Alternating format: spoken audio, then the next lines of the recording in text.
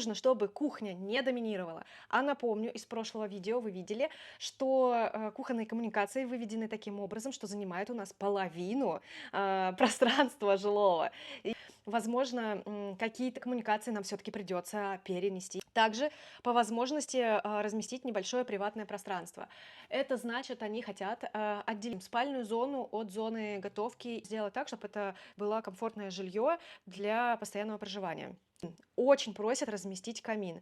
Естественно, камин у нас будет не печной, а электрический или свечной, но в 20 квадратных метров найти для него место будет непросто. А квартира у нас предполагается в темных зеленых оттенках, такие мох, лес, что-то такое очень плотное и насыщенное, что тоже необычно. Ну и самое-самое важное задание — это вписаться в бюджет. Не переключайтесь, будет точно интересно.